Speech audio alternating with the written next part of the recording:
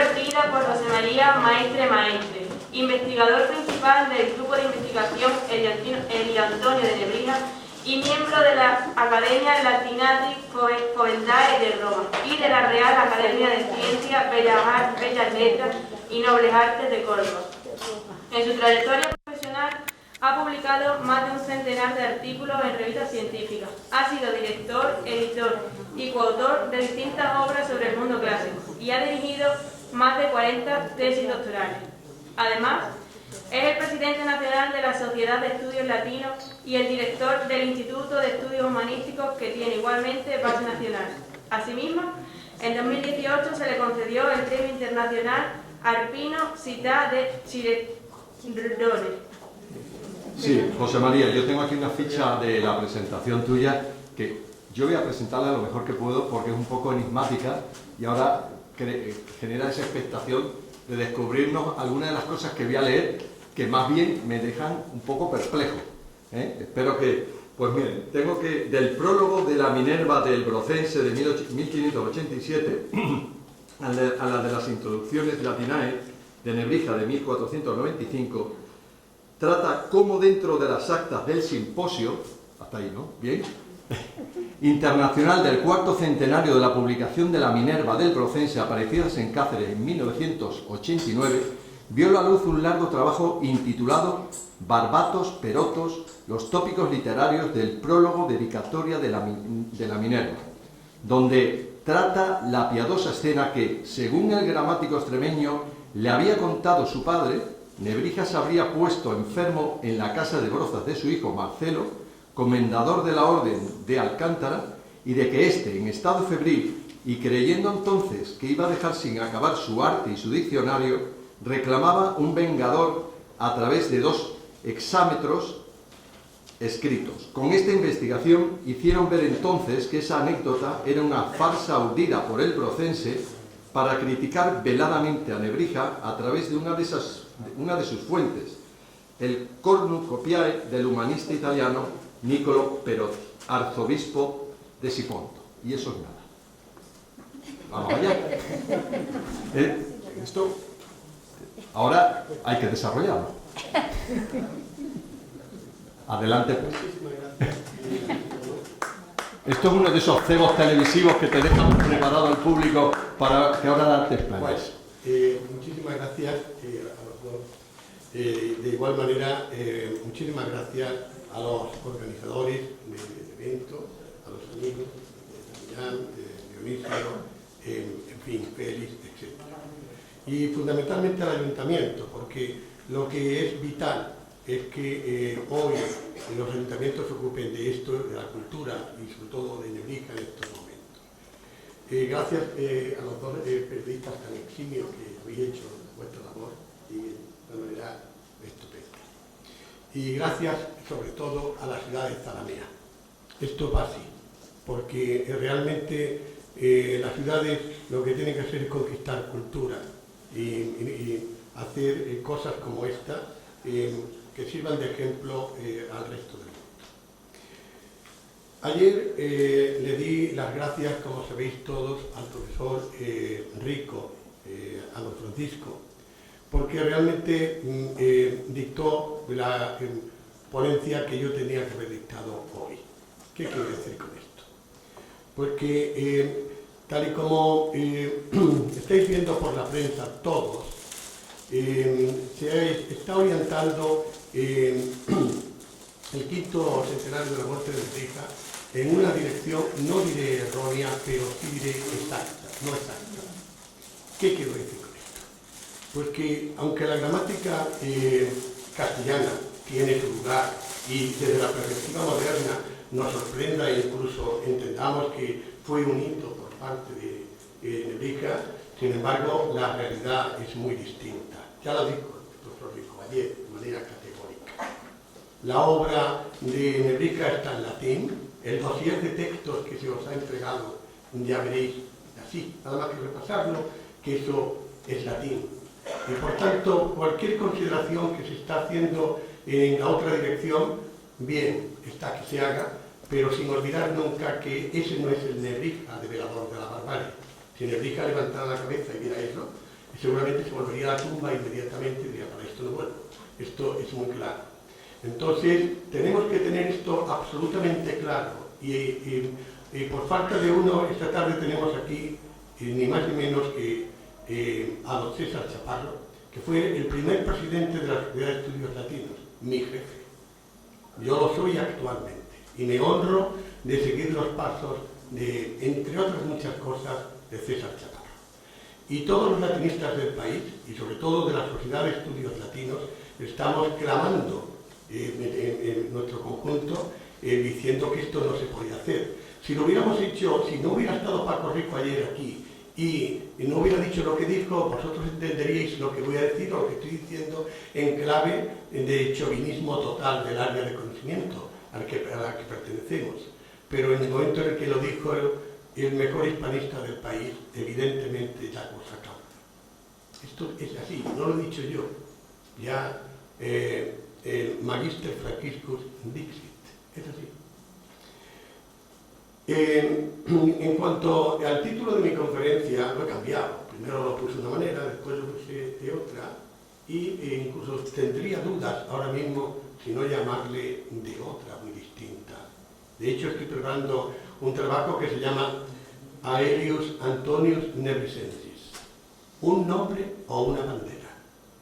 Fijaros bien, porque ahí está la clave de esto. En cuanto a la bibliografía, que ya empezamos, que tenéis, lo único que os he marcado en negrita son dos trabajos míos que son fundamentales para arrancar aquí. Lo que se acaba de decir ahí. Barbatos Perotos, del año 80, realmente lo hice en el año de la propia conmemoración de la Minerva, en el 87, pero no salió hasta el 89. Y dio la casualidad que también en el 89 pues salió otro trabajo que hice inmediatamente después que complementa al otro. Y que por lo largo que era el primero ya no podía meter esos datos allí. Por tanto, he querido de manera clara que para situaros bien de cómo ha ido la investigación, voy a empezar por lo primero que vi, lo que vi a continuación y aterrizaré luego en lo que nos interesa. Pero créanme que sin una visión de conjunto no podríais ver lo que vais a tener que ver. No os asustéis porque estén los textos en latín.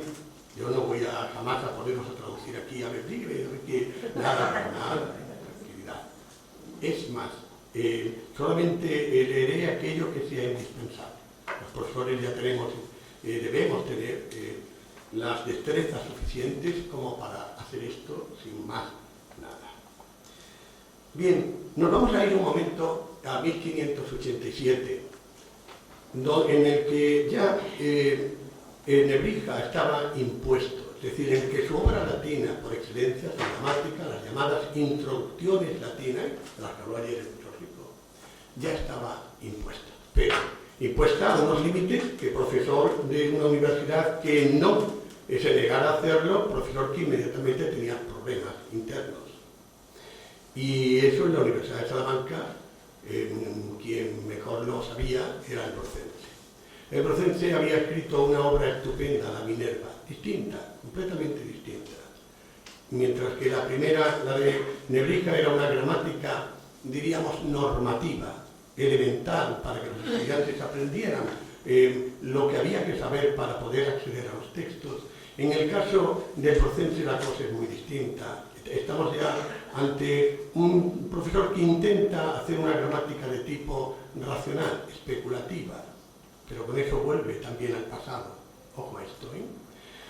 Y ahí, ¿cómo hacer mi propia gramática cuando me están prohibiendo y tengo que explicar al Antonio y no puedo explicar la mía? Entonces, en ese momento escribí un prólogo en el que lo primero que hice en mi juventud es tirar de lo que ya el profesor Rico había escrito.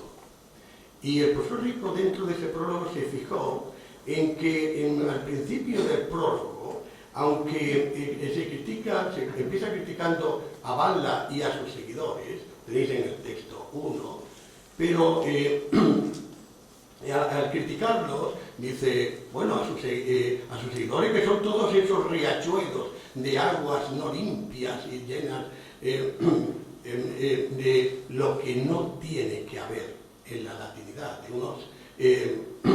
de unas normas que acuden al Magister Dixit y solo por el respeto a una tradición se dan por buenas.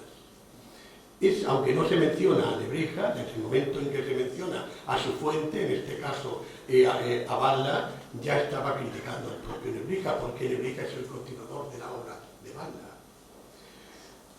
El joven maestre de aquel entonces, tenemos que tener en cuenta que ha pasado estamos en 1987 para acá, el joven maestre se fijó, sin embargo, en la parte final del prólogo, que no había sido estudiada convenientemente y que, sin embargo, era mucho más poderosa en esa misma línea.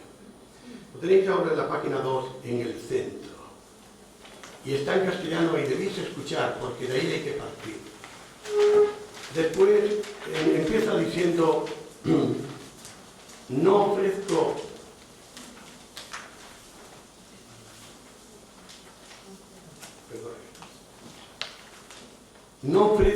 nada nuevo. Ríete de lo que dice el vulgo ignorante. ¿Recuerdas que el proceso se llama el Magister Novitatis, el maestro de la novedad? Siempre se le decía así, siempre estaba buscando novedad. Y inmediatamente el proceso entra criticando lo que llamamos el canon nefasto, a los mamotretos, los catolicones, los pastranas. Y va a decir que hace 100 años ya Nebrija intentó barrerlos, pero ellos habían echado ya unas raíces tan poderosas que todavía permanecían y que había que acabar con ellos. Y ahora, lo importante, y si él, Nebrija, volviera, otra o muchas veces, no dudo de que lo hubiera recompuesto todo con facilidad, tal era su talento. Y es que el arte, como dice brillantemente Santo Tomás, debe cambiarse siempre que el entendimiento se le ocurre algo mejor.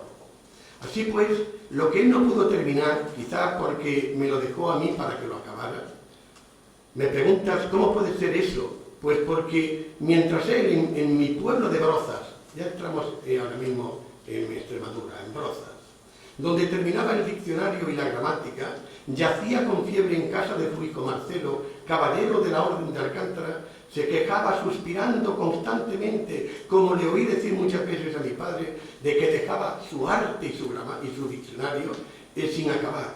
¿Y qué me dirías si cantaba en aquel momento aquel mal presagio virgiliano? Que nazca de mis cenizas algún vengador que persiga con fuego y hierro a los ignorantes perotos. Yo, ciertamente, como si aquel, por así decir, me hubiera dado este encargo y también para darte de algún modo las gracias a ti, veneranda madre, la Universidad de Salamanca, puse todas mis fuerzas en esto, en extender para los que aprenden la gramática un camino breve, llano y fiel. He añadido a esta obra mi método, extendido y probado ya hace algunos años, y es que el objetivo total de la Minerva es este: mostrar que las reglas gramaticales son razonables y fáciles. Bueno, como acabáis de ver, estamos en una de las casas ayer, la que se nos enseñó en la comunicación sobre Brozas, que es donde estaba el comendador de la Orden de Alcántara. Allí se supone que vivía Marcelo, uno de los hijos de Nebrija, y allí está enfermo él, medio agonizando, y teme que va a dejar sin acabar su diccionario y su arte. Y allí es donde en ese momento coge ni más ni menos y dice que tira de Virgilio Eneida 4, 624 y 625 y cambia brevemente el texto para decir que nazca de mis huesos un vengador, dice en ese momento Dido, que ha sido despechada por Eneas porque tiene que irse a cumplir con su destino y fundar lo que sería Roma, que nazca de mis huesos un vengador que en el futuro acabe a hierro y a fuego con los colonos tardanios, con los colonos de Tárdano, del fundador de Troya. Pero se cambia el texto y que acabe con los barbatos perozos. ¿Pero qué es esto? está reclamando un vengador, y lo que está diciendo el Borcense implícitamente es que él es el vengador que va a acabar con los perotos, con los barbatos perotos. Evidentemente, ahora después descubriremos qué es eso. Esto hay que situarlo en las críticas que ya había tenido la gramática de Nebrija desde el principio, y que ahí tiene un texto de Maldonado en el que llega a decir que esos estúpidos no se han dado cuenta de que Antonio no fue tan enemigo de su patria como para pretender que todos los alumnos se aprendieran su gramática de memoria. Pues no servía para nada eso. El propio Borcense va a tener que escribir, tenéis en el texto 4, que aunque al principio fue muy bueno Antonio, para destruir la gran barbarie de aquellos tiempos, no quitó la posibilidad de que se podía mejorar el método. Y incluso el propio claustro de Salamanca, algunos de los profesores, no todos, ya lo veremos, el doctor Frías de Albornoz y un león de la Casa de los Príncipes, van a decir que comparando las dos obras, la de la Minerva y las instrucciones del Borcense, que no era sacada de Nebrija, pues era tan contraria y que era un malado de España haber durado Nebrija tanto en ella. Ya veis lo que se decía en la propia Universidad de Salamanca. Pero en el texto que he leído en castellano, los estudiosos hasta ese momento se creían a pie juntillas, la mayoría de ellos, que lo que contaba el Borcense de que estaba allí medio agonizando en prosa era verdad, y que aquello pues había que ver, bueno, piadosamente, pues que el hombre estaba diciendo aquellas cosas. El joven maestre, sin embargo, se fijó en algunas cosas importantes. Por ejemplo, que en ese prólogo dice ars enim, el arte en efecto mutanda es, ha de cambiarse, quoties ingenio intellectui melius occurrit. El arte, en efecto, ha de ser cambiado cuantas veces se le ocurre al ingenio algo mejor. Y ut divus asterit Thomas, como dice Santo Tomás de Aquino. Caramba. Esa frase no solamente la pone en el prólogo, sino que si nos vamos a las instituciones de 1595, lo tenéis en el texto 17, veréis que de nuevo lo dice, y además lo pone al principio, ars mutari debet quotis intellectuis melius quid occurrit. El arte debe cambiarse. ¿Cómo se interpretaba eso?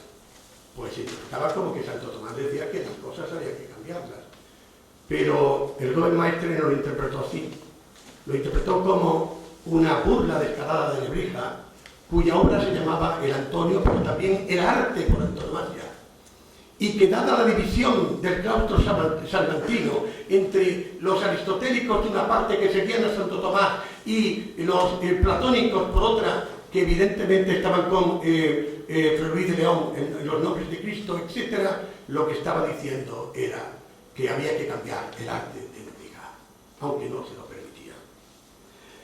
Evidentemente no voy a entrar en minucias filológicas, haciendo ver que para poder decir eso manipuló el texto de Santo Tomás de Aquino. Eso me lo salto inmediatamente. El segundo descubrimiento del profesor maestre, del joven maestre, en aquel momento, era ya de un calado mucho mayor. Para empezar, esos versos piadosos de Virgilio, en los que nazca de nuestros huesos un vengador, lo tenéis en el texto 9, que a hierro y a fuego acabe con los colonos dardanios. Fijaros bien, con los colonos dardanios. Y que esa es la traducción real del texto de Virgilio. Lo que hace es que a hierro y a fuego acabe con los barbatos perotos. Las interpretaciones que se hicieron a lo largo de la historia de esto han sido tremendas. El padre Olmedo, cómo no, se creyó a pie juntillas el asunto, y en 1943 escribirá en su obra de Nebrija pues que se había retirado allí y hasta intenta fechar cuándo aconteció eso, como podéis leer en casa. El marqués de Morante, ya en 1396, intenta traducir eso de barbatos, perotos, y como no sabe lo que es, pues entonces dice que confunda la altivez de los perotos, pero no dice nada. Rivera Cárdenas fue profesor mío en Córdoba, pero no era buen latinista. En ese momento, que nazca de nuestra sangre un vengador, que a los barbatos con el hacha persiga y con la espada a los perotos. Eso es imposible, puesto que D'Artagnan Coloro está unido. Por tanto, eso es un disparate. La profesora Cléricot en francés entra por esos mismos, esa misma traducción. El profesor Fontán, maestro ya fallecido, entró primero poniendo una nota: barbatos equivale a arcaicos.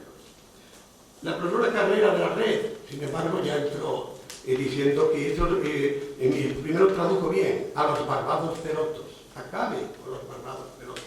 Y luego entró diciendo ya, interpreta ella, que los barbados perotos quiere decir los gramáticos buenos, vacíos de contenido. Y habla ya diciendo de que ese Perotti es Nicolás Peroto, obispo, que realmente es arzobispo de Siponto. Bueno, que además había escrito una gramática no muy buena, realmente no es que fuera buena, ni mala, es que era también una fuente del propio, una de las fuentes del propio Nebrija, los rudimenta gramática de Perotti. El profesor Fontán en 2008 vuelve a la carga y ya se atreve a hacer una traducción: salga de nuestros huesos un vengador que con una tea persiga a los bárbaros y con la espada a los perotos. Ya estamos en la misma que Rivera Cárdenas y compañía. Pero, ojo, ahí el profesor Fontán tira las orejas al profesor Maestre, al joven profesor Maestre. El profesor Maestre dice, al citar este texto del Brocense, corrige barbatos en bárbaros. A mí no me ha convencido. Don Antonio, que está ahí arriba escuchando, ya sabe que evidentemente el profesor Maestre jamás hubiera cometido el error de intentar, donde pone barbatos, poner bárbaros, porque los críticos no entran dentro de los exámetros. Larga, breve, larga. Esto va así, por tanto, eso jamás. El profesor Maestre lo que decía era que la palabra barbatos se parece mucho a bárbaros y que realmente lo que había que estudiar es qué quería decir exactamente eso de barbatos perotos. Muy distinto. Inmediatamente, al hacerme esa pregunta en mi juventud, empecé a investigar y llegué rápidamente a un texto, fijaros bien. Me fui a 1489, anterior, muchísimo anterior al Brocense, en el que Nicolás Perotti escribía no esa gramática, sino la obra cumbre del propio Perotti, el comentario a Marcial. Y en ese comentario, que es póstumo, porque una vez escrito fue su sobrino Pirro Perotti el que lo va a publicar, Pirro Perotti escribirá, lo tenéis en el texto 20, un largo prólogo en latín que yo os voy a resumir. Empieza recordando que Virgilio estaba agonizando y que temía que su obra fuera a quedar inacabada. Entra diciendo que pese a eso, Augusto dijo, no, que se rompa todo el imperativo legal de que ha dicho eso, y lo que tienes que hacer es que sobreviva la obra, en unos versos que los tenéis a continuación. Después entra diciendo que además el propio San Jerónimo, que leía a Marcial, siendo San Jerónimo, apoyaría el que esa obra siguiera viva. Ahí ya tenemos que si antes se utilizaba a Santo Tomás, ahora se utiliza a San Jerónimo. Si antes se decía que había una persona en Nebrija que estaba agonizando, ahora tenemos aquí agonizando a Virgilio. Ya empiezan los parecidos a aflorar. Pero es que no solamente hay parecidos de ese tipo, es que en el texto del propio Brocense se nos dice que yo ríete de ese vulgo, del juicio del vulgo. Fijaros ahí, contenendum praeterea vulgi judicium, ha de despreciarse el juicio del vulgo. Lo mejor que ayer hizo Paco Rico fue decir que el procense cometió un gravísimo error. Lo dijo implícitamente, no lo llegó a decir ahí, pero si os leyerais en Nebrija frente a los bárbaros, en el último momento entra diciendo ¿dónde están los fallos? Y entra diciendo en que Nebrija y todos los anteriores del 15 intentaron que el latín no fuera solo para las humanidades, para la Facultad de Artes y Humanidades, sino también para los teólogos, también para los médicos, también para los juristas. Toda la universidad era la que tenía que partir de las introducciones latinas. Sin embargo, ese texto, que como digo lo dice Nebrija, ya está ahí metido también en ese Perotti, en ese Pirro Perotti, que dice que lo que ha escrito su tío serviría para los gramáticos, para los retóricos, para los poetas, para los dialécticos, para todos, hasta para los médicos, los juristas, los agricultores, los arquitectos, etc. Por tanto, ya tenemos ahí un contraste, pero un contraste entre fuentes de Nebrija y lo que está haciendo en este momento Perotti.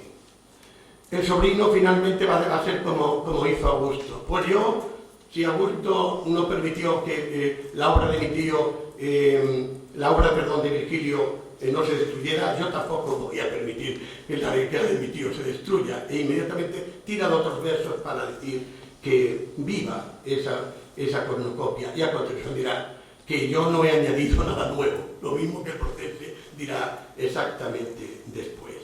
Y ahora lo fundamental. Al final del todo, lo tenéis en la página 5, en la columna de la izquierda, dirá nullum enim ultionis genus in ad bellum accommodatum fore existimum. Yo pienso que no habrá ningún género mayor de venganza para acabar con la barbarie que la propia obra de mi tío.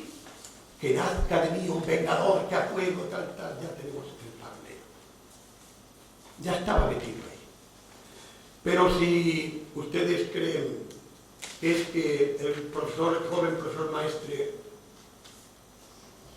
en ese momento se le había ido la olla, se le va, créanme, de vez en cuando, mi mujer es testigo de lo que digo. Acabado el prólogo viene el primer comentario al primero de los epigramas de Marcial, del Libre Spectaculorum. Y ese libro de Marcial se abre con un epigrama dedicado ni más ni menos que al Coriseo. Y como veis empieza con la palabra bárbara. La bárbara Menfis, que calle ante el nuevo, esa bárbara que Menfis calle ante, la bárbara como es, ante ese milagro de las pirámides. Pues la obra que ha nacido es mucho mayor, ¿no?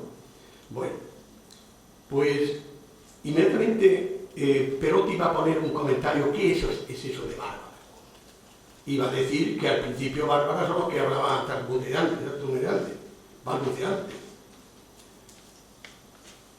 Pero a continuación, y lo tenéis en la página 5, arriba del todo, dirá Stulte quidem barbam in deductam putam, es decir, tontamente piensa que la palabra barba está sacada de aquí, porque los bárbaros la acostumbran a llevar muy larga. A barba, barbatus, y de barba sale barbatus. ¿Qué quiere decir esto? Pues quiere decir que mientras que todo el mundo estaba pensando que la palabra bárbaro, lo que significa, lo dice Estrabón, es que los griegos en un primer momento, a todo el que no hablaba griego, ese bla bla bla bla bla, barbar, como no lo entendía, pues eran bárbaros. Después llegaron los romanos y conquistaron en ese momento Grecia, y fueron ellos los que lo hicieron. Sin embargo, frente a esa etimología onomatopédica, que es la que hoy aceptamos, Sin embargo, allí se decía que la palabra bárbaro era porque tenía la barba larga y punto. Barbatos perotos, los barbados perotos. Pero, ojo, lo que hace Perotti es criticar a quienes dicen que eso viene de ahí. Entonces el Brocense, que pensaba que la etimología correcta era la de esta que decía antes del bla bla bla, o la de barba. Pues aunque nos parezca increíble, el sabio del Brocense, lo que cabe pensar es que pensaba que venía de barba. ¿Por qué? Porque el Brocense, esto ahora voy a pasar muy rápido, no puedo de ninguna manera detenerme en Minerva cristiana, el Brocense, como dije antes, se había alineado con los platónicos y no con los aristotélicos. Eso no es tan fácil, porque eso lo que quiere decir es que veamos el problema esencial que separa en el mundo de la lingüística a unos y a otros. Lo que se llama la convencionalidad del signo lingüístico. Las palabras son por convención de los hombres o porque hay una relación natural entre la palabra y el origen divino de esa palabra. Evidentemente, los aristotélicos dirán, no, las lenguas se establecen por convención, mientras que Platón y los que lo siguen con el Génesis entraron a decir que no, que hay una relación natural y sobre todo en el primer idioma. A partir de ahí, el Brocense se alinea con estos, con la relación natural, que no con la convencional. Evidentemente, que el claustro aristotélico era bárbaro porque su latín era bárbaro, cierto, pero en ese punto de la filosofía del lenguaje llevaban razón. Y el Brocense entrará disparatando a partir de ese momento en toda la teoría de la analogía de los significados, hasta el punto que va a entrar ni más ni menos que diciendo barbaridades, como por ejemplo, si vamos a explicar la palabra témpora, que significa en latín tiempos, pero también sienes, no se le ocurre otra cosa que decir que bueno, que cuando fue la creación pues se le puso el nombre de tiempos para indicar también sienes, puesto que hay animales a los que el tiempo se le ve por los dientes, a otros por los cuernos en el caso de los ciervos, y a los hombres se le ve la edad por las posibles canas que puedan tener. O cuando va a explicar el término posis en griego, no se le ocurre tal barbaridad que decir que posis significa de una parte marido, pero también significa fluido, líquido. Pero ¿cómo vamos entonces a compaginar esto? Pues porque cuando un hombre entra teniendo relaciones sexuales con su mujer para engendrar, hay un líquido por medio. Esto es lo que se nos viene a explicar en la notación. Ya pueden comprender ustedes el disparate que esto implica, dicho por el propio Brocense. Pero poco importa. Lo importante es que Pirros Perotos nos lleva a donde nos ha llevado. A partir de ahí,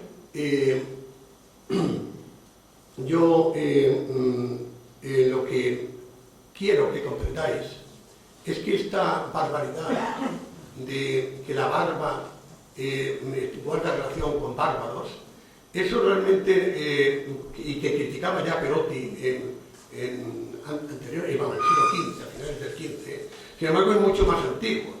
Casiodoro, en el propio V y VI, después de Cristo, ya dijo eso. Pero es que si nos vamos al Catolicón, es decir, al primer diccionario impreso que iba, el diccionario para la Biblia, también ya está metido eso allí. Y pese a la crítica de Perotti, sin embargo, siguió diciéndose que la palabra bárbaros viene de barba. En la prensa, durante estos meses últimos, se nos ha dicho que se ha descubierto unas páginas que hacían más antiguo a Alfonso de Palencia que al propio Nebrija. Pues bien, queremos saber la valía de Alonso de Palencia, lo tenéis en el texto 21 y 22 en latín y en castellano, la página 6. Y veréis que dirá la primera carrera de la red, pues, desataviado, y lo he enseñado, y luego entra en una más, y entonces a ella, a que los barbados, pero el barbarismo se dice de bárbaro. y bárbaro se dice de barba. Ahí tenéis exactamente la misma repetición, el mismo disparate se sigue manteniendo, y ahí es donde entraba el propio Porcense, llamando barbatos perotos, esos que dicen que la barba viene tanta, todo eso. Y decía Perotti, porque Perotti lo criticaba, siendo así que el Porcense, por lo que acabo de decir, al ser platónico, sin embargo creía que eso podía ser cierto. Dicho eso, cierro ahí ese primer trabajo mío, y lo que os diré es que yo en ese momento ya tenía hecho un segundo, pero que, como dije, no podía meterlo ahí, en el mismo trabajo. Y ese segundo trabajo, que salió en una revista, en Alor Novísimo, que muy difícil de localizar y que prácticamente la propia comunidad científica me ha tenido que pedir, el que está interesado, fotocopias porque no sabían cómo encontrar. ¿Qué digo o qué decía el joven maestre en aquel momento? Pues lo que el joven maestre decía en aquel momento es que toda la farsa que montó el Porcense, aunque era claro que también se había leído a Perotti, porque si no jamás podía haber dicho barbatos Perotti, sin embargo, de donde arranca directamente es el propio Nebrija. ¿Cómo? Sí. Nos vamos a ir a las introducciones latinas de 1495, a lo que se llama la Recognitio de 1495, es decir, a ese Nebrija que entra revisando ya por tercera vez su gramática. Y en ese momento se la dedica a la reina Isabel la Católica. Estamos en el 95, ya la había dedicado en el 92 la castellana, en el 88 la latina traducida al castellano, de que hablaba ayer el profesor Paco Rico. Y ahí, veamos, vamos a ir a la página 8, en el centro, en castellano, y fijaros bien. Va a explicarle a la reina, lo cual es una barbaridad, como luego diré, pero bueno, va a explicarle a la reina todo lo que va escribiendo en su propia dedicatoria. Titulus, el título de mi obra. La palabra titulus no deriva, como algunos golpeados por la locura imaginan, de titán. Esto es llamado así por el solo hecho de que esclarece aquello de lo que trata la obra, sino que con la autoridad de Festo, titulus viene de tutari, porque defiende e impide que algún plagiario publique en su obra beneficio un libro parido con esfuerzo ajeno. Estamos en la traducción del texto latino que tenéis anterior, pero que no lo voy a leer en latín, sino para que lo veáis. Y a continuación va a decir, ¿por qué me llamo yo Aelius Antonius Nebrisensis? Gramáticos. Y dice, siendo Helio el praenomen, recordad que en latín tiene Marco Tulio Cicerón siempre la teoría de los trianomina, de los tres nombres. Un prenomen, un nomen, que el nomen suyo es el de la familia, y luego un cognomen que es el apodo. ¿Vale? Bueno, pues dice, siendo Helio el prenomen, Antonio el nomen y Nebrisense el cognomen. Y además tengo un añadido a lo que él llama aquel nomen, que es un segundo apodo, tomado de la profesión, el de gramático. Y muchos suelen preguntarme de que por qué he adoptado este prenomen, el de Helio. En ese momento, lo primero que va a intentar justificar es que se ha puesto un prenombre que no es lo correcto. ¿Por qué? Porque Helio realmente en la antigüedad es un nomen, es una familia, por tanto sería el segundo, mientras que eso ha puesto el primero, Helio Antonio de Nebrija. Ya tenemos un primer problema ahí, problemazo, que un latinista cometa un yerno como ese. Para justificarlo, va a intentar decir que en Nebrija y en el campo de Nebrija aparecen, dice literalmente, existen numerosos monumentos de la antigüedad en que pueden leerse en los mármoles e inscripciones de la familia de los Helio y los Eliano. Ya empieza por ahí la cosita. Y ahora, lo que nos interesa. Por eso se me concedió como herencia de mis mayores adoptar en justicia este prenombre, este prenomen, sobre todo porque en toda la Bética la familia de los Helios había sido muy ilustre, de la que proceden Helio Trajano, Helio Adriano y Helio Adriano, los césares más prominentes. Bueno, para empezar es que Trajano no se llamaba Helio, se llamaba Marco Ulpio.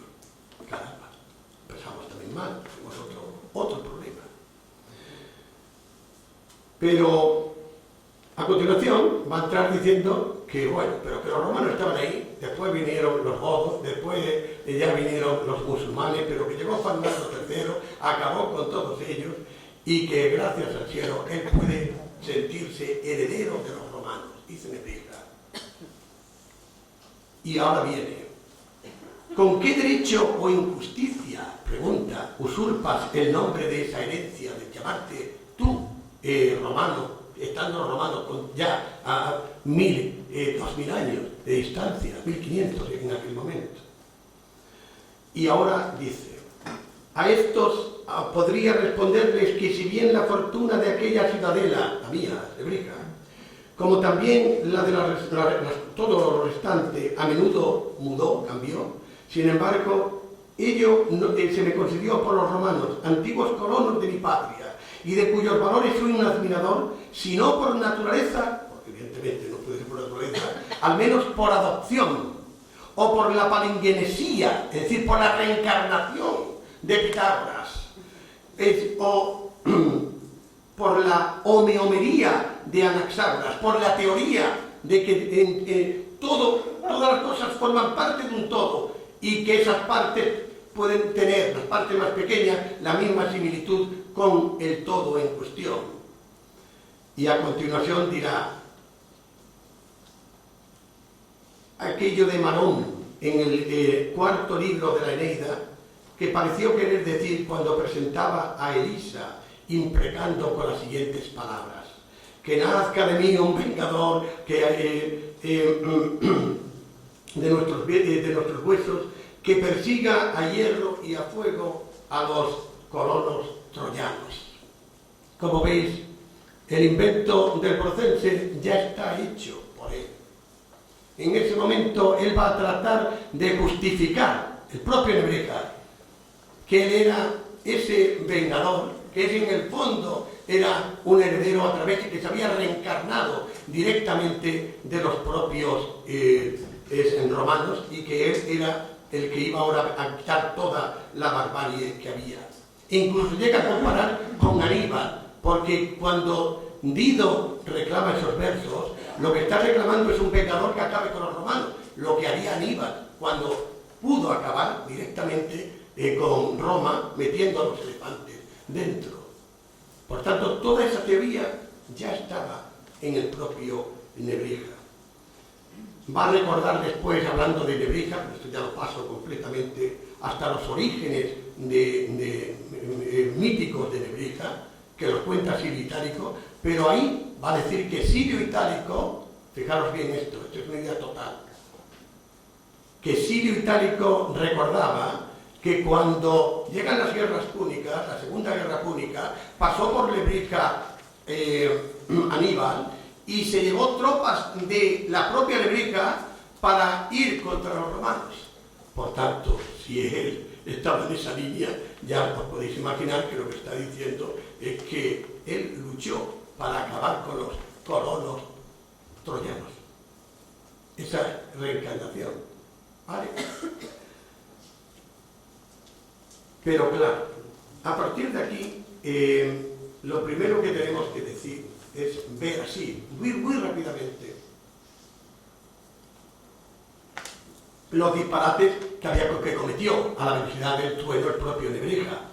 En primer lugar, fijaros que cuando dice que título, de acuerdo, viene de tutando, lo que demuestra es que no sabe griego, porque de saber griego sabría que el verbo tío, honrar, existe, y sabría que títulos es el paralelo de titulus, y que significa inscripción, porque las inscripciones servían para honrar, ya tanto en una vida como en la otra. El primer problema es que no sabía griego. Sí, literalmente, por mucho que escuchéis, luego en la Biblia siempre tiene a gente que están ayudándole, pero él no tenía una formación en eso. Esto hay que tenerlo pero muy claro, absolutamente claro, porque lo demuestra con creces. Pero si eso es así, no digamos toda la barbaridad de haberse confundido en los pronomina metiendo un nomen cuando lo mete, o qué barbaridad de decir que las lápidas de su pueblo cuando, si así, pues si es así, ¿por qué no publica el señor Nebrija esas inscripciones? Porque no existían. Y no podían existir porque evidentemente Trajano no se llamaba Helio, simplemente. Luego entonces todo lo que se nos ha contado y están contando es mentira. A partir de ahí, cuando entra diciendo que lo hace por adopción, igual que, por ejemplo, Nerva adopta a Trajano, Trajano a su vez adopta a Adriano y Adriano a su vez adopta a Antonino Pío, a eso nos referimos, o nos referimos por el contrario a la adoptio cristiana. Todos somos hijos adoptivos de Dios y procedemos evidentemente de lo mismo, porque somos adoptivos. ¿A quién hacemos caso? ¿A aquel que no sabe realmente por dónde va en el mundo de la latinidad? ¿O hacemos caso al teólogo que empezó estudiando teología? Esto es lo primero que debemos formularnos, inmediatamente. Pero lo importante es que, sea como fuere, lo único que me interesa de aquí hasta este momento es que Nebrija se postuló como ese pecador del que hablaba Virgilio en Eneida 4, 625 y 626. Todo lo demás lo paso. Y lo paso porque si entro a concluir eso, me quedo con dos cosas, que las apunto en la página 10, en el 226 en la izquierda.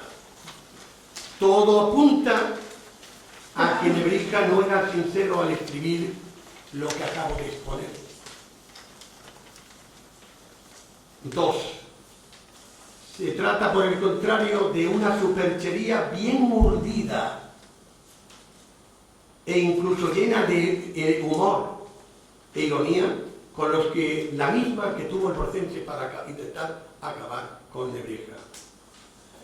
Bueno, a partir de ahí, una vez que concibo eso, entro ahora en el nuevo trabajo que formulo con todos esos antecedentes y entro formulándome una teoría que va a sorprender. Y la teoría es que cuando el Nebrija escribe las introducciones de 1495, el prólogo es una bomba de relojería, pero es un prólogo que no puede leerse en clave científica, ya lo estoy diciendo, sino que hay que leerlo de otra manera completamente distinta, en un ataque sin precedentes por parte, en un contraataque sin precedentes de Nebrija a sus principales enemigos. Él empieza ya a mencionar en el propio prólogo que hay detractores, enemigos, y que en las propias notas de lo que voy a escribir ya aparecen por allí metidos. Cierto, pero es que no tenemos que hacer eso, es que tenemos que hacer un ejercicio de inteligencia mucho más elemental. ¿Cuál? Que si yo me dirijo a los reyes en este momento para pedirles o dedicarles algo, lo que hago es dedicarle 2 hojitas, majestades, aquí está lo que escribo y tal. Pero no se me ocurre escribir 2 hojitas y otras 10 más para ponerle apostillas y explicarle palabra por palabra y ahora entretenerme en ir diciendo qué significa cada palabra. Porque en el momento en el que haga eso con los reyes, es que me estoy postulando o estoy defendiendo o estoy haciendo cualquier cosa, pero no estoy dedicando lo que tengo que dedicar sin más. Esto va así. Y en el momento en el que caemos en la cuenta de que eso rompe todo lo que es lo normal, porque lo bueno, si breve, 2 veces bueno, en ese momento tenemos que hacer una nueva lectura. Y efectivamente, si entramos así,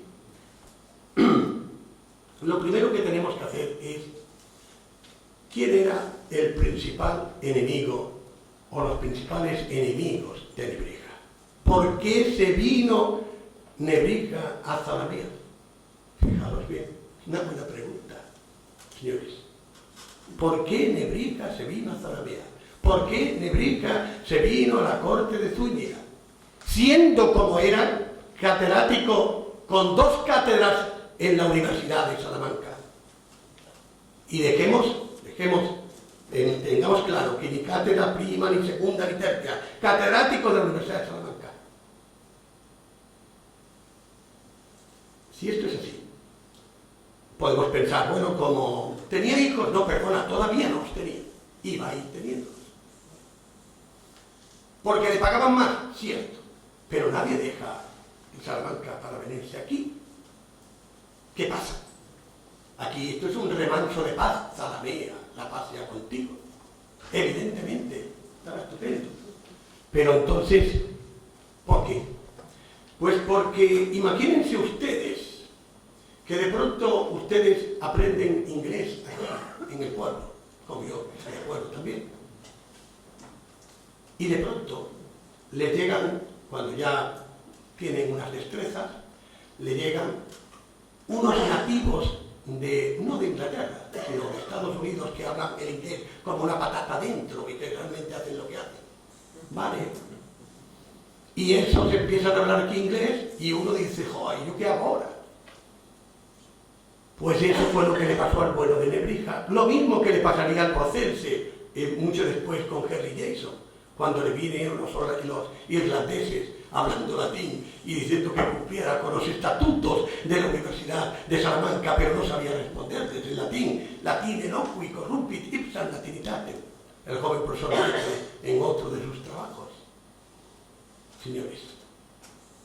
Pero, dicho eso, Nebrija entró en colisión directa, no ya con alguno que estaba antes, el italiano, que era menor, sino con Marineo, que venía a decir que no era él el primero que ponía tienda de latinidad en España, sino que lo ponía Marineo. Se convirtió en una guerra total, en una guerra que ya el padre, aquí hay que decirlo, el padre Olmedo le dedicó 20 paginitas a la cosa, aunque el padre Olmedo es descriptivo. ¿Qué quiero decir con esto? Lo que no admitimos en la ciencia hoy, venir a contar lo que vemos, sino lo que tiene que hacer en la ciencia es buscar lo que no se ve, tratar de racionalizar y hacer lecturas inmediatas de otra historia, que no sea simplemente describir lo que uno está viendo. Olmedo sirve, sin embargo, para dar los pasajes y luego entrar nosotros estudiando eso. Bueno, la pregunta que hay que hacerse es, ¿y Nebrija se llevaba mal en aquel momento en 1495 con Marineo? La respuesta es totalmente. ¿Por qué? Porque Nebrija, ¿cuándo llega Marineo a Salamanca? 1485. ¿Cuándo se nos viene por aquí? 1487-88. Ya estaba hasta la nariz. Ya menos mal que ya me he liberado de este y ya no lo voy a ver más, ¿eh? No vuelvo a Salamanca. Pero Marineo era mucho marinero. Y viendo que su contrincante estaba ocupando y escalando ya, porque ya no era Zúñiga, ya a través de Zúñiga está llegando a los reyes, está dedicándole la gramática a la reina, está bum bum bum, lo que sabemos todos, inmediatamente Marineo. En 1495 los reyes me han escrito que yo también estoy en la corte y me voy pla pla pla. Tenemos, cuando queráis, los que trabajamos en esto, yo le decía a mi maestro el otro día, querido maestro,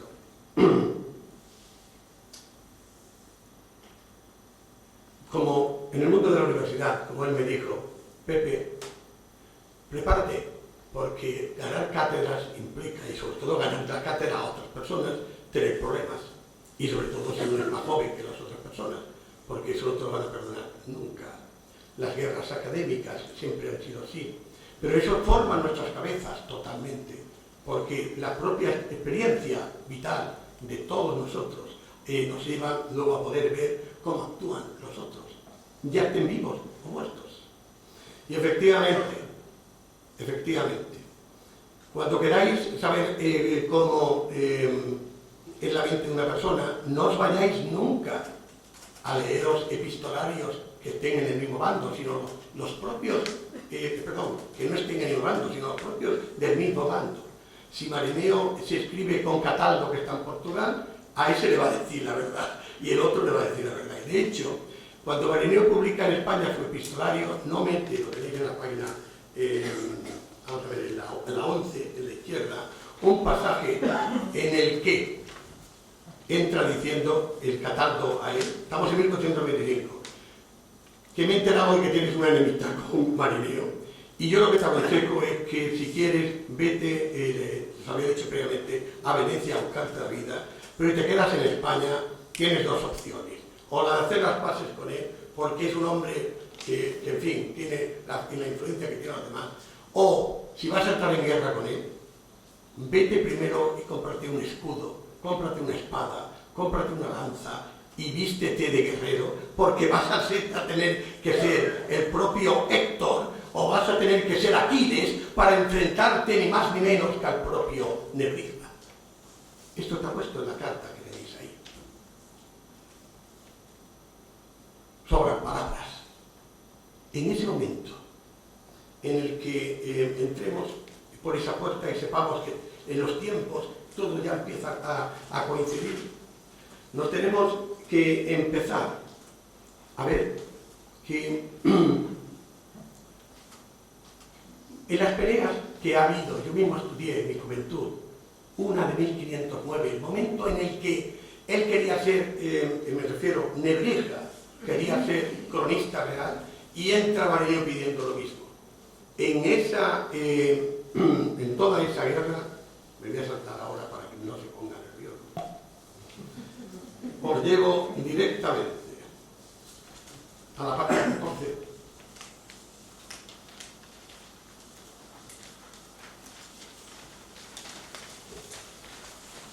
donde voy a recapitular qué fue lo que investigué yo ahí. Pues que Nebrija entra, para que no lo nombren a él, entra acusándolo de falta de ortodoxia religiosa, en referencia a los problemas que había tenido con la Inquisición, estamos en 1507, para que nos entendamos. Pero lo principal es que entra siempre diciendo que tiene una mala preparación como latinista y como helenista. ¿Y esto cómo se deduce? Pues porque la inteligencia está en que los filólogos, cuando entramos a ver las frases, tenemos que saber cómo las dicen y cuál es la fuente que estás utilizando, por ejemplo. Cada vez que va a hablar de que los italianos, esto es la respuesta de Nebrija, son unos señores que están ávidos de gloria, tira de frases de los romanos, bien de Horacio o bien de Plinio, pero dirigidas a los griegos. Claro, Graecia cacta ferum victorem cepit, la Grecia capturada capturó al fiero vencedor. Pero Grecia se creía siempre que estaba por encima intelectualmente, y eso a los romanos les jodía muchísimo. Pero de la misma manera, Italia cacta ferum victorem cepit, la Italia capturada capturó al fiero vencedor. La Magna Grecia no era de Italia, era de la corona de Aragón. Y determinadas zonas de Italia eran de bien de España o bien de otras naciones. Italia capta. Y los griegos, sobre todo los del sur, de la Magna Grecia, actuaban como los griegos anteriores con respecto a los romanos y ahora con respecto a los españoles. Y por tanto, los dardos iban en esa dirección. Sabiendo esto, que ya veis cómo va decodificándose, empecé a trabajar en esa línea y me salto otra página.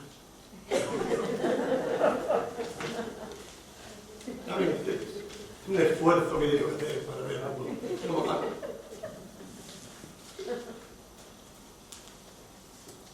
Y ahí descubrí una bomba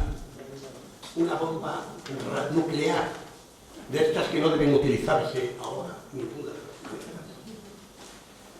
Y me la descubrí ¿dónde?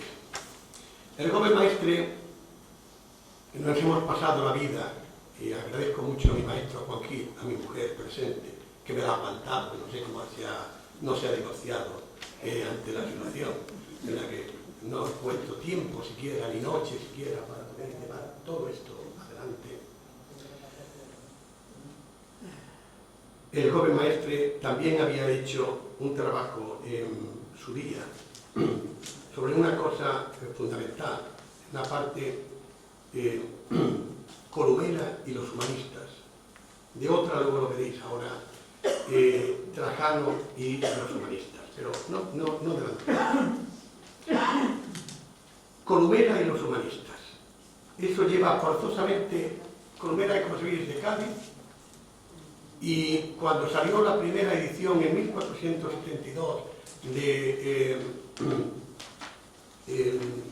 Giorgio Mérula, que es el que la hace, pues Giorgio Mérula entra contando una cosa de los italianos, de la generación de marineros, que no voy a ser yo quien la resuma, porque el texto os va a interesar.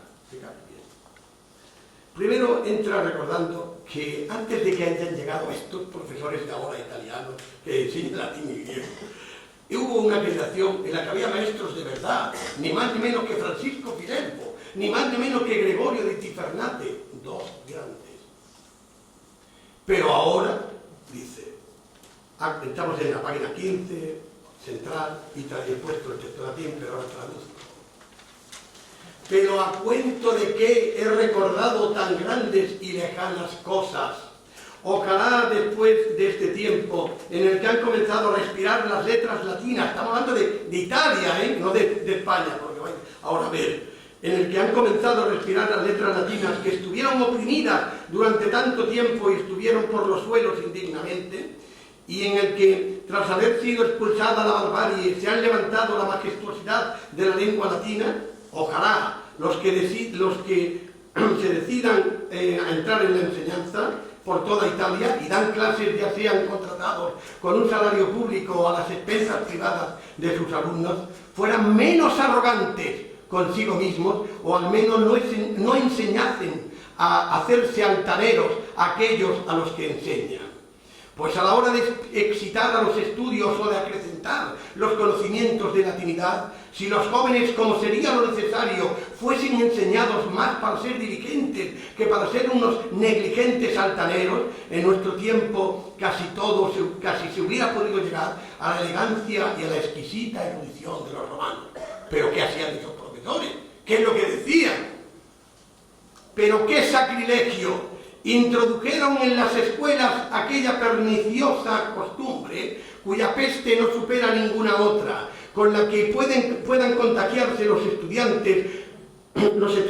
Cuantas veces encuentran a un alumno un poco listo, lo elogian y lo ensalzan con loas más de lo que conviene. A este le dicen que en su alma se ha unido la de Plauto y la de Terencio, a aquel que en él se dejan ver la fuerza y la riqueza verbal de Cicerón, a otro que a través de la teoría de la reencarnación de Pitágoras, atención, a través de la teoría de la reencarnación de Pitágoras, ha dado nueva vida después de tanto tiempo a Virgilio, el Virgilio de donde se sacará la frase, a otro que es el vivo retrato de Nasón, y a otro que los latinos ya los consideraban un segundo Livio.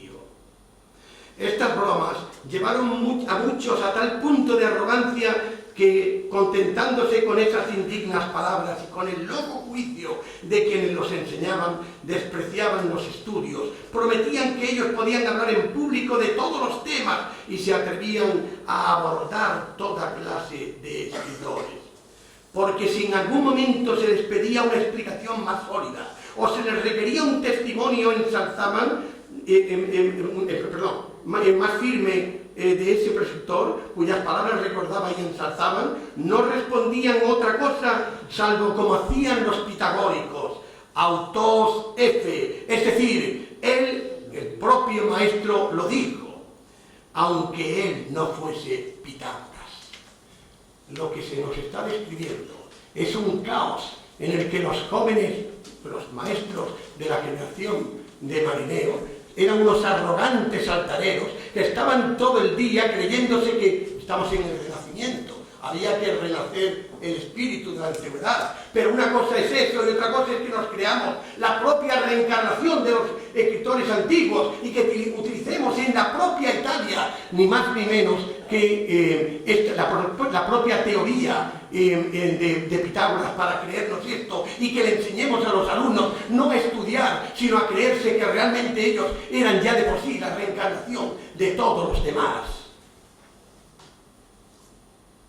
Evidentemente, Nebrija era andaluz, Nebrija era un gran sabio al que le interesaba para sus diccionarios y para todo lo demás estudiar a Columena, que ya había descubierto en Pollo Bracciolini en su momento ya el texto íntegro, como todos sabemos.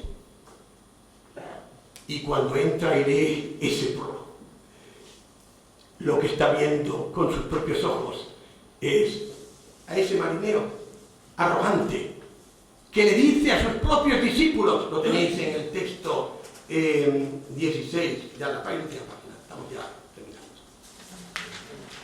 al propio Hernando de Herrera,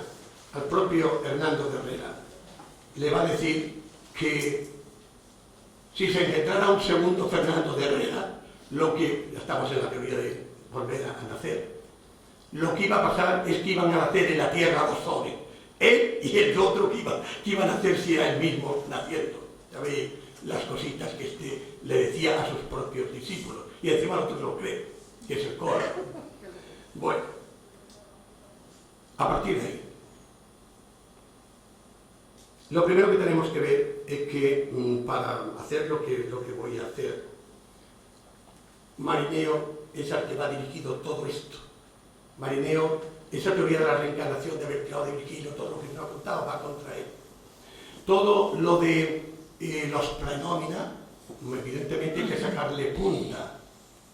Fijaros bien, si yo ahora mismo me dirijo a mi amigo César Chaparro, querido César, y os cuento, pues os tendría que contaros que César no se llama César, por lo que yo ya adiviné cuando lo conocí, que iba a ser un gran César en la latinidad, que sería rector de la Universidad de Extremadura. Su padre le puso César por un futbolista de Barcelona. La realidad es distinta, pero sin embargo luego uno entra de otra forma. Pero César, yo adiviné que tú serías lo que eres.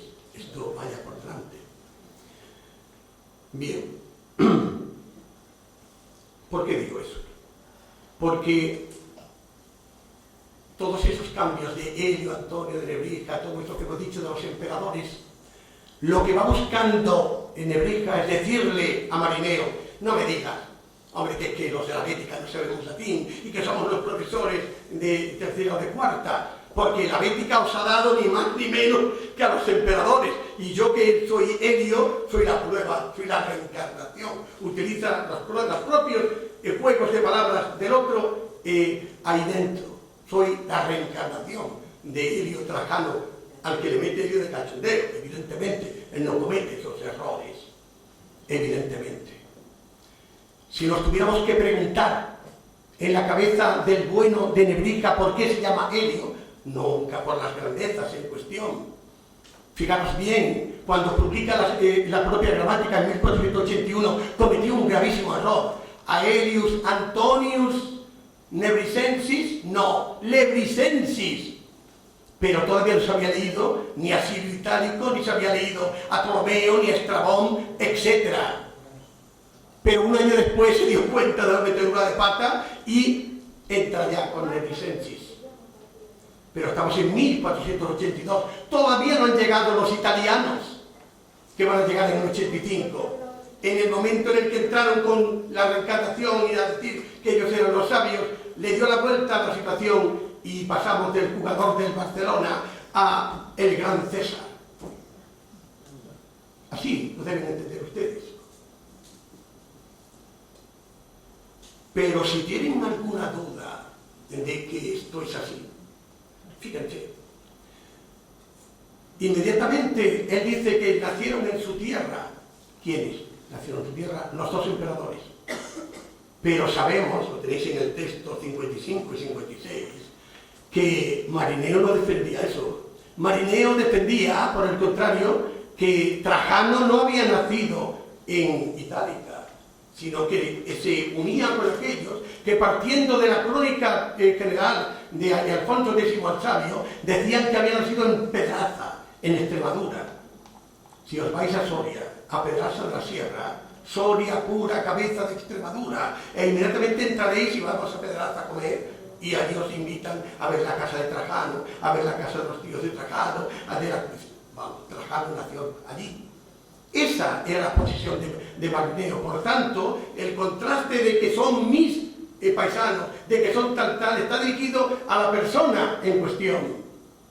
A decirle, no llevas razón, y a decirle a la reina, ya ves lo que digo yo frente a lo que te está diciendo ese. Pero si es que dudáis de eso, el propio Marineo, nada más que en cuanto que pudo, pero Trajano no se llamaba Helio, se llamaba Marcio, Ulpio, Pinito, acogí al propio Nebrija. En fin, y si todavía lo dudáis, en la polémica del 2009, uno de los argumentos que se utilizó fue decirle Nebrija al rey Fernando, ¿pero a quién vas a nombrar? ¿A uno de esos que quiere quitarnos a Quintiliano y al propio Silio Itálico? Silio Itálico ya veis que lo sacó a relucir, como dije antes, pero es que Quintiliano va a salir a relucir ahí y le va a poner una nota de página a la reina: Quintilianus noster, nuestro, porque es español, y porque además yo lo hago mío, y porque además yo lo voy a citar aquí un montón de veces. Dirigido a quien está diciendo que no era español.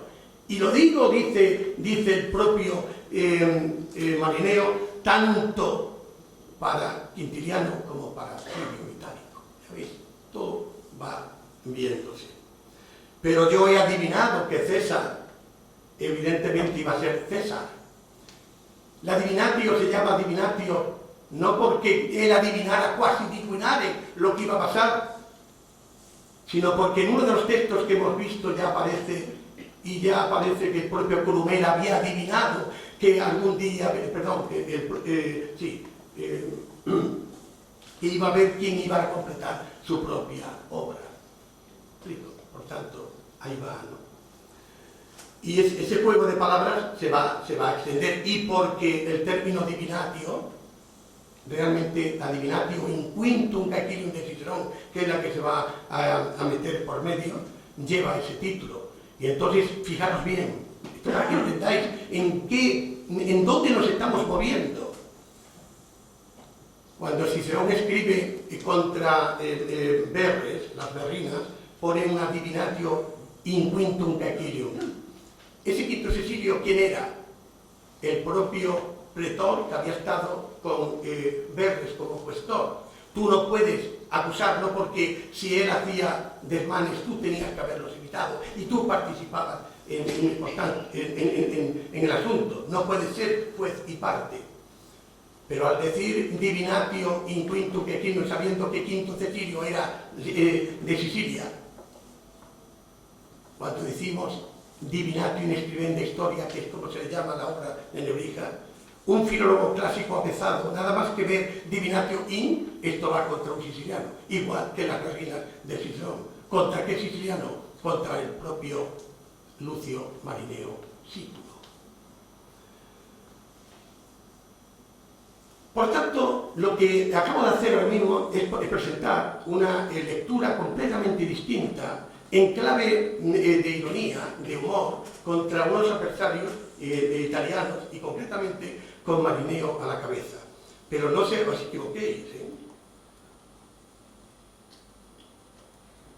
El propio Marineo tenía también los mismos cachondeos, y él mismo, cuando va a escribir en los de Laudibus Hispaniae, 2 o 3 años después, y primero empieza a decir todo el mundo, y deja cuasi al final ya el propio Nebrija.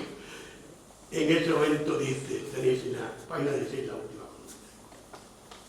columna. Ya me reclama el Antonio de Nebrija, hombre que en verdad ha de ser alabado, que no puedo guardar tanto silencio sobre él, y me exige que por fin ya me ponga, ya está nervioso, pero yo voy a escribir tal. Eso es lo que quiere hacer, a burlarse de que lo tengo desesperado porque no lo alabo, y finalmente voy a echar allí una loa que no es la que se merece, pero la hace. Por tanto, tenemos el mismo nivel de ironía de uno con respecto al otro. Pero, fijaros bien, yo siempre me guardo unas cartas finales, lo que yo llamo la prueba final, siempre en todos mis trabajos, porque cuando uno escudriña, siempre encuentra que dice uno, a ver, ¿dónde está la clave que me va a dar esto? Empecé con el Procense, me pasé a Nebrija, pero me vuelvo al Procense. El Procense, cuando va a hablar de por qué le pone el título de Minerva a la propia obra, dice, en el texto 62 en español, ¿por qué llamé Minerva o causas de la lengua latina a este producto de mis insomnios? Porque pretendo descubrir la causa y el verdadero principio de cada cuestión, desaprobando con Cicerón el dicho pitagórico, lo dijo el maestro. Evidentemente bien dicho el maestro Nebrija, y por tanto hay que acabar con el maestro. Pero eso ya estaba en el prólogo de los propios de Columela, en el que se acababa diciendo, y a estos alumnos cuando se les pregunta, tal, siempre contestan con el dicho pitagórico, bueno, lo dijo el maestro. Y eso hay que barrerlo del mapa. ¿Quién lo barre? El propio Procense. Aunque él incurra en los mismos defectos formalmente que el propio Procense, como dije en su momento. Pero lo reviste no de ese prólogo, sino dice sacarlo de Cicerón. Pero al hacerlo, nos está descubriendo una cosa brillantísima. ¿Cuál? Tenéis en el último momento. Pues que Cicerón, en Tusculanas 1.38, nos recuerda que Pitágoras puso escuela en Italia. ¿Dónde? En la Magna Grecia, en el sur, allí en Crotona. Y por tanto, esos a los que me dirijo, a los que estoy acusándoles de ser la reencarnación, ¿cómo no iban a hablar de la reencarnación si fueron discípulos del propio Pitágoras? En el momento en el que sabemos que la escuela estuvo puesta en el sur, entramos ahora dándole el círculo, cerrándolo y sabiendo que sin lugar a duda todo eso va a parar a los italianos del sur, a aquellos de la Magna Grecia, a aquellos de la Corona de Aragón que realmente no soportaban que Fernando el Católico y los humanistas españoles estuvieran allí. La paz sea contigo, Nebrija. Muchísimas gracias.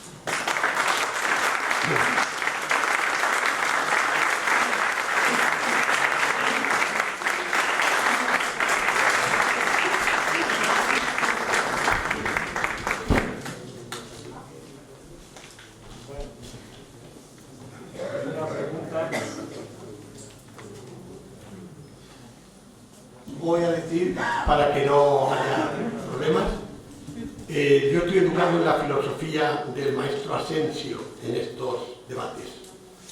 A saber, el maestro Asensio decía, cuando llegaba este momento, al maestro cuchilladas, y yo he hecho mía la frase, pero la he mejorado, al maestre, dobles cuchilladas. Lo digo para que podáis entrar en plena, diciendo lo que queráis decir.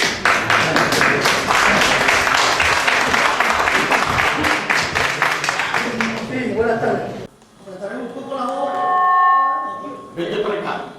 Y que lo escuché, que yo te pueda escuchar bien.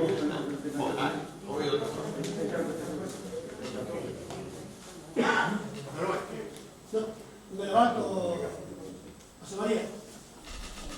José María ha hecho una pregunta que ha dicho, ¿por qué se vendría el Antonio de Nebrija a Zalamea? Yo te voy a dar mi humilde opinión. Yo no quiero levantar ninguna controversia ni nada. O sea que no voy a darte ningún hachazo, al contrario, te voy a dar un abrazo cuando termines enorme. Pues mi humilde opinión es la siguiente. Como sabes, Nebrija en Salamanca no era muy querido. La envidia es uno de los pecados más grandes que tenemos en español. Totalmente de acuerdo con la teoría que estoy exponiendo. ¿Sí? ¿Sabes que los sueldos eran muy escasitos? Ya dije eran muy escasitos. los catedráticos de Salamanca, igual que los catedráticos de toda la Universidad Española, igual que los maestros de escuela hasta hace poco. O tienes más hambre que un maestro de escuela. Continúa. Pero el pobre Nebrija tenía, vamos a decirle, no quiero poner ningún adjetivo descalificativo. Le gustaba el vino y las mujeres. ¿Los vinos y? El vino y las mujeres. Lamento decirte que, como bien saben ustedes, perdona, tengo que hablar, yo voy a ser como Nebrija, ya te he dicho que utilizo la misma técnica, además, que conozco hablar y apostillo, ¿eh? Sí. Vamos a ver. Saben ustedes que uno de los problemas que tenemos para saber cuándo muere Nebrija, que no sabemos si murió el día 1, el 2 o el 3, y está en una discusión bizantina, porque los textos están enfrentados. Y uno dice, sí, fue el día 2, pero oiga, seguro que es el 2, sí, mira, y pone 2, lea usted las 3 líneas más arriba, día de su entierro. Oiga, en mi pueblo, cuando enterramos, nos ha muerto uno mismo día, ¿eh? Vamos a ver, y yo empiezo, lo que pasa es que, como tengo la manía de pensar, pues me encuentro con estos problemas, que tengo que estar diciendo cuidado con las cosas. Pero, al margen de eso, tenemos dos novedades respecto a la muerte. Y es que de donde estás sacando tú esto, casa, todo se une, de verdad.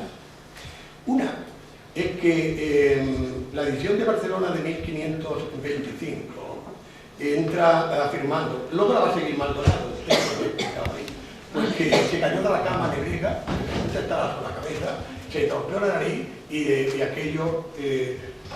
alguien ha escrito que eso es una muerte indigna y que por tanto no sería bueno que se hubiera... Bueno, la mujer de Luis Gil, desgraciadamente, murió cayéndose de la cama y se rompió tal, por tanto no sé qué indignidad habría en esa hipótesis y tal. Lo que no es probable que muriera con 85 años porque eso haría pensar que entonces tendríamos que retrotraer todo y que cuando él dice que había muerto un año antes de la batalla de Olmedo se rompería y todo eso. Hasta ahí, fuera. Pero hay una segunda teoría, y esa segunda teoría la daban los italianos, enemigos de los españoles de la generación ya de 1530 en adelante. ¿Y qué decían esos? Con Paulo Giorgio a la cabeza. Pues que Nebrija era un putero, que Nebrija murió con las botas puestas el último día de su vida y que murió cumpliendo con sus deberes elementales. El amigo de la Costa, como tú bien sabes, escribió Scripsit sobre el respecto. Pero todo eso es un invento total. Incluso lo que tiene que ver es que el que está escribiendo y los que están lanzando eso son gente que no le perdonarán a Nebrija, que habiendo formado en Italia, al final acababa llevando a Italia su propia gramática, su propio discípulo Escobar lo va a hacer. Uno de mis alumnos va a leer la tesis doctoral casi inmediatamente sobre esa tesis y implica la internacionalización del propio Nebrija en suelo italiano.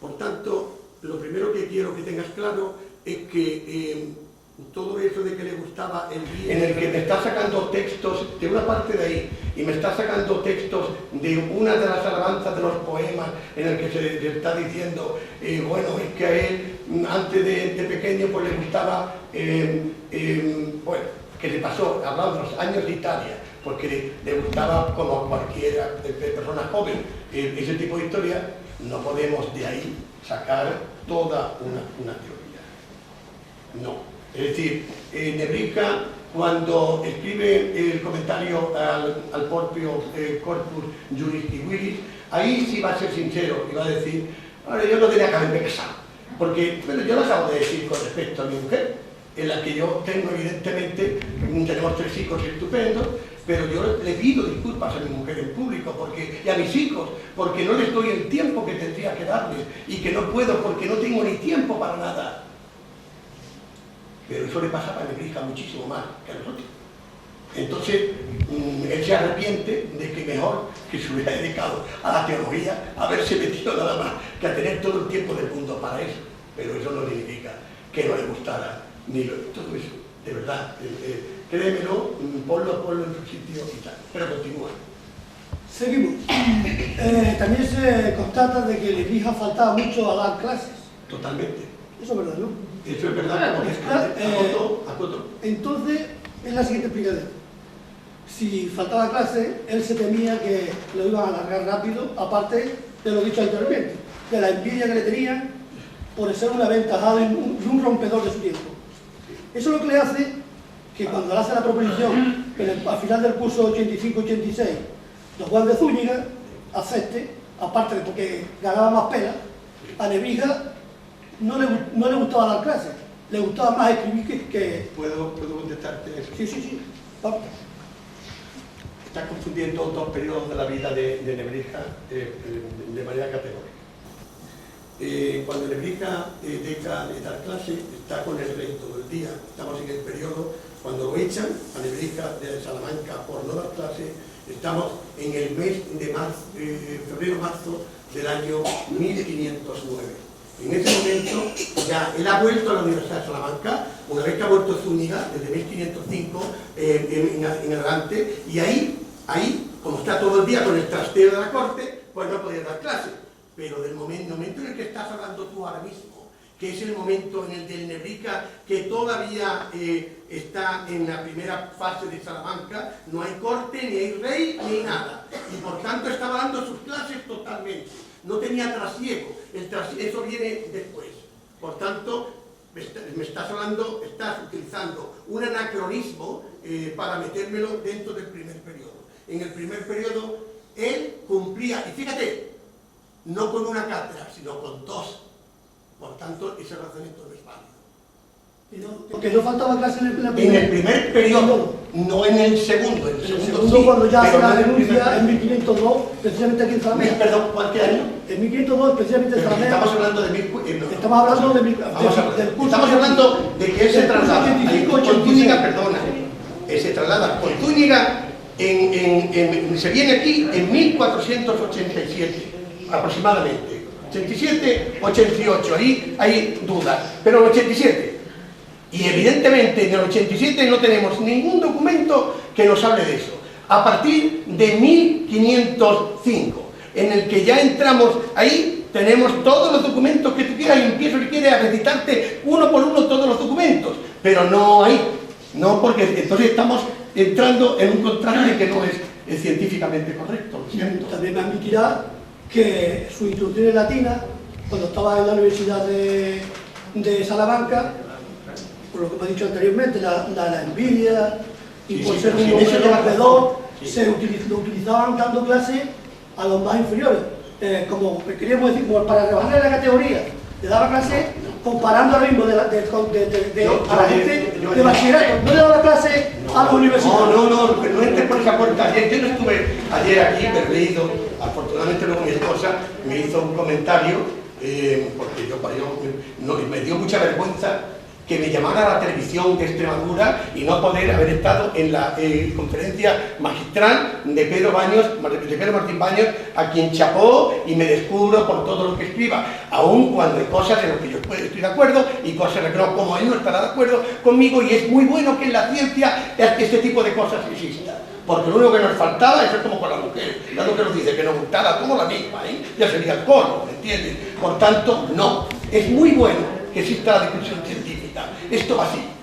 Entonces, dicho esto, te diré que cuando mi esposa me dijo ayer, le dije, cuéntame, y entonces porque yo quería saber, y ella entró como, en fin, historiadora, y me dice, pues mira, ha habido un dato que me ha llamado la atención, ¿cuál? Pues que equipara a Nebrija como un catedrático de instituto. Yo fui catedrático de instituto antes que catedrático de universidad, sé muy bien de lo que hablo en este caso. Y digo, no, si ya conozco la ciudad de él, porque la tiene por escrito, es que eso está escrito. No, vamos a ver. En la universidad medieval y en la universidad renacentista existen las cátedras de prima, las cátedras de segunda, las cátedras de tercia, hay que saberlo. Y porque van con las edades. Pero eso no significa que tú no seas catedrático de universidad, tú lo eres y tú estás, es como, vamos a ver, un catedrático de universidad, yo mismo, he dado clases en primero de carrera, que los niños, pues estamos hablando todavía de lo que llamamos el baccalaureato, ¿vale? Venga, que es por donde vamos en ese momento, aunque hoy el bachiller esté separado de aquello. El primer ciclo, ¿qué pasa? ¿Que ya no soy catedrático de universidad? No, es que eso no va así. Lo que quiero decirte es que no se puede recurrir al argumento de que se le estaba rebajando por ahí. Donde le viene a él el problema es cuando le vienen esos americanos con la patata metida en la boca y empiezan a hablar un latín que se había chapurreado realmente y intentan decirle que tu latín es bueno y que tú lo que haces, que además no sabes griego y que tal. Eso sí que le amargó la vida completamente. Pero eso no significa que a la hora de que yo me vaya a la fase contigo, a Zalamea, lo haga solo por eso. No, también está el buen sueldo, también está el que ya tiene más tranquilidad, el que los hijos, etc. Hay un cúmulo de cosas, pero entre ellos, entre esas cosas, y no excluyente, está el que ya está bien. Es que esto es un ambiente, mira, aquí no sé cuántos profesores de instituto hay ahora mismo en la sala, no lo sé, pero sí sé que los profesores de instituto, y yo me considero como tal, aunque soy catedrático de universidad, hemos acabado de los institutos hasta el gorro, y cuando se ha llegado a los 60 años hay un montón de compañeros que se han jubilado porque han dicho que me voy a mi casa y que no aguanto más un chiquillo. Esto, vamos, se lo escucho a unos, a los otros y a los demás allá. Pues de la misma manera que estoy diciendo esto, él acabó hasta el gorro de aquello. Y entonces digo, mira, me ofrecen esto, que me voy. Y además, con mucha inteligencia, porque meterse con Zúñiga, él sabía que en ese momento eso era la puerta a la realeza. No seamos tan ingenuos como para no saber que él aterriza donde va a aterrizar si no es metiéndose por ahí. Por tanto, dejo una situación muy incómoda, que la tenía ya, con un marinero jodiéndole, y me voy realmente a lo otro. Pero en eso llevas razón, eso de la gloria y de que además, no es que lo arrinconaran, es que lo despreciaban ese grupo.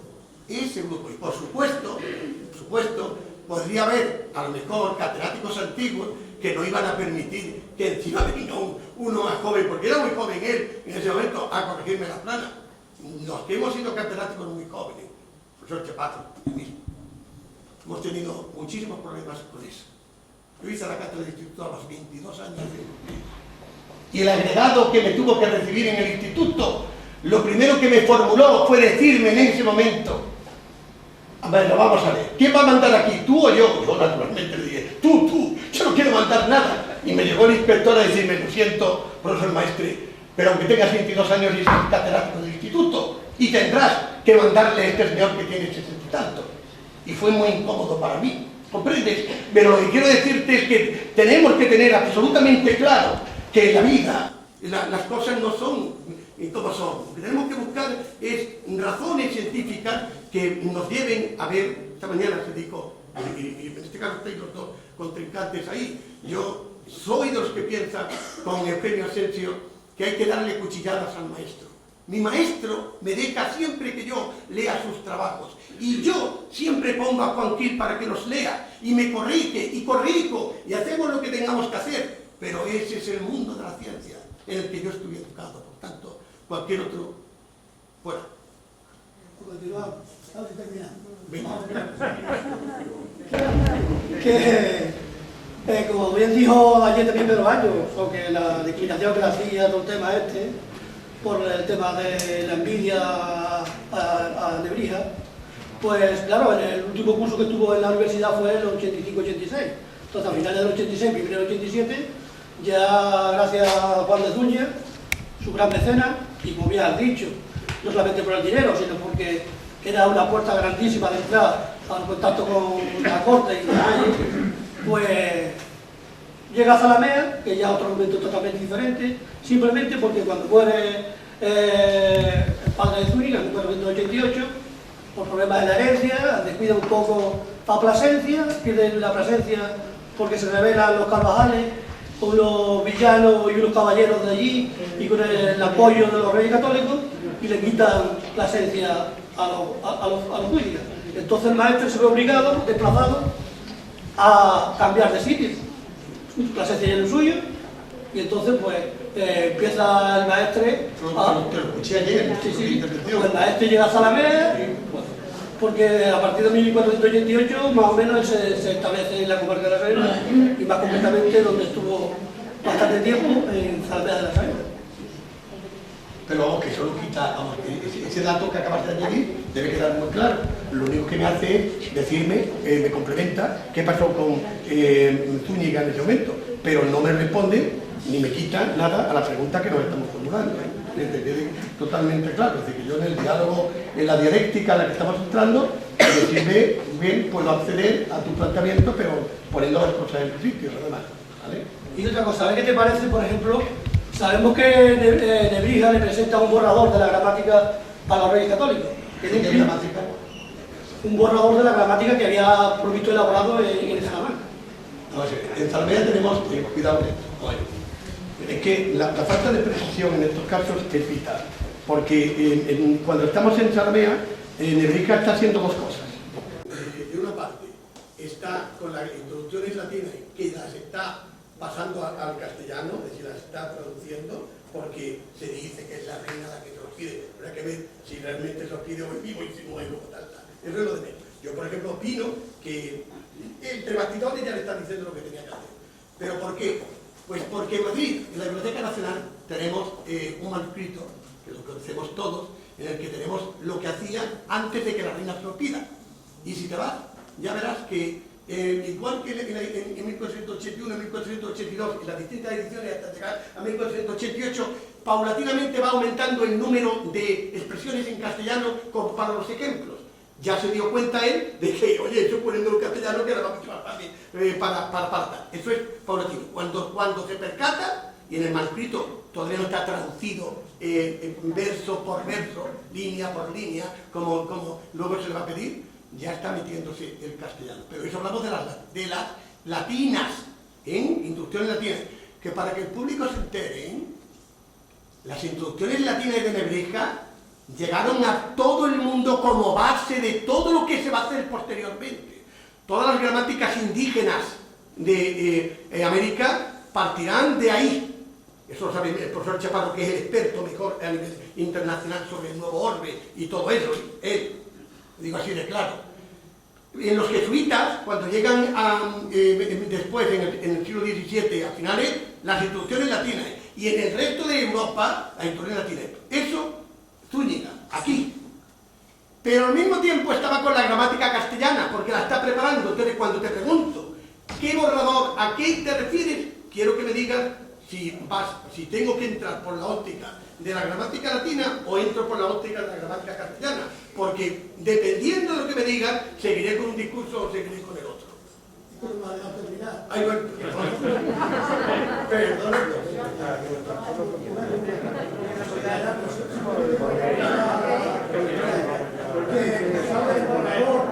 Por favor, claro, vamos a terminar ya. 3 minutos y pues. Que el borrador que le presentan a los Reyes Católicos, supuestamente, pues... Pero el borrador por fin de cuál? De la gramática. ¿De la gramática cuál? ¿De latina o castellana? De la latina, Ah, de latina, vale, de instrucciones, vale. Y entonces voy a la frase, a ver si concordamos.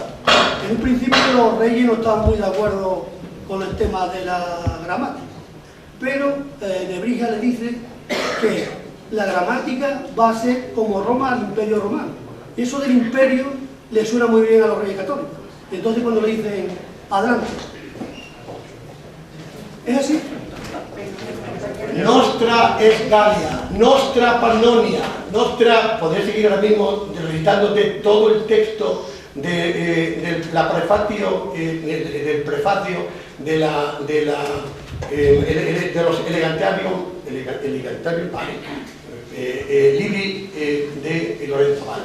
Eso está metido ahí, en donde Palla, esto ya lo dijo Eugenio Asensio también en su día, dice que la frase de la lengua es compañera del imperio sale de nuestra Lusitania, todos los países de habla romance, la lengua del imperio de Roma está allí donde están todas esas naciones. Pero como debo advertirte, y lo dijo Paco Rico ayer aquí de manera fulminante, no se está refiriendo a un imperio de ese tipo, sino a que las lenguas, desde el momento mismo en el que salieron del latín, han conformado un imperio de Roma que sigue vivo y que lo sigue haciendo vivo por el mero hecho de lo que Juanqui, mi maestro, diría hoy.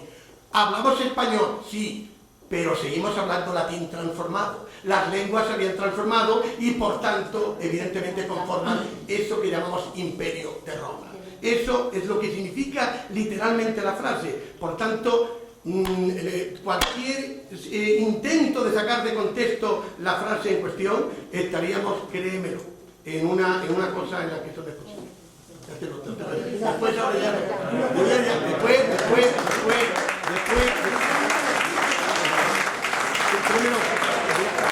Yo ahora me voy contigo, me salgo ahí y seguimos a definir. Pero una curiosidad de tu ponencia, que por ahí hay ahora una corriente que quieren cambiarle el nombre a Lebrija, que quiere que se llame Antonio de Lebrija. Debe llamarse Helio Antonio de Lebrija, porque ya empecé diciendo, un nombre o una bandera. Intentar quitarle el Helio Antonio al propio nombre artístico sería quitarle a Roma. Y quitarnos a Roma los latinistas es punto suspensivo, señores. Se acabó.